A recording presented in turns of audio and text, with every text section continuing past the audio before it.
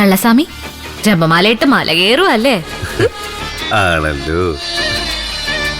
നിത്യമായിട്ടുള്ള കല്യാണം നീട്ടിവെക്കാൻ ഒരു കാരണം വേണ്ടി ദേവിക. അത് നല്ല ഐഡിയ.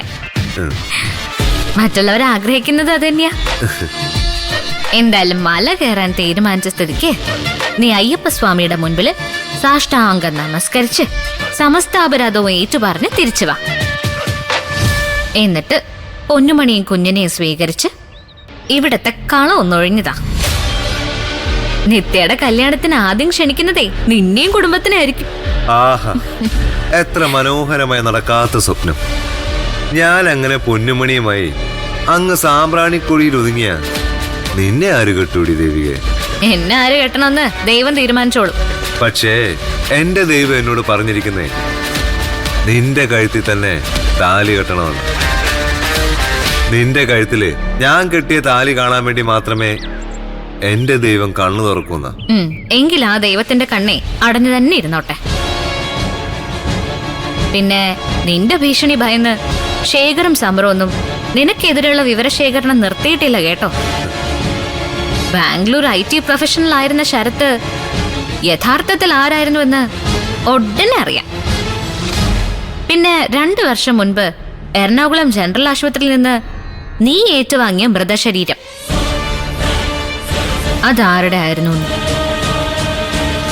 ആഹാ, ഒന്ന് കിടുങ്ങിയല്ലോ.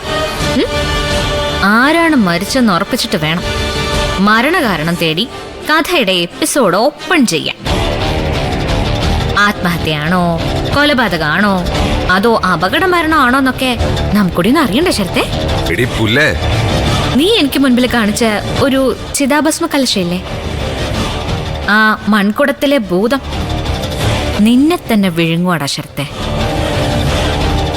എന്ന് വെച്ചാ നീ എനിക്കെതിരെ മെനഞ്ഞ കൊലപാതക കഥ അത് ബൂമറാങ് പോലെ കറങ്ങി നിന്റെ നേരെ തന്നെ വരുംന്ന്.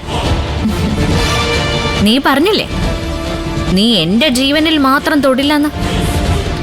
എന്നെ കൊന്നിരുന്നെങ്കിലേ നീ എന്നേ യുദ്ധം ജയിച്ചേനെ. എന്റെ ആയുസ് നീ കൂട്ടുമ്പോ നീ സ്വയം വെട്ടിക്കുറച്ചോണ്ടിരിക്കുന്നത് നിന്റെ ആയുസട മണ്ട. നീ ഒന്ന് ചിന്തിച്ചു നോക്കടാ. എതിരാളിക്ക് സ്വന്തം ആയുസും ആയുധവും അവസരവും നൽകുന്ന തിരുമണ്ടൻ തിരുമാലിയാടാ നീ. അപ്പൊ ശരി, സ്വാമി ശരണം. സ്വാമി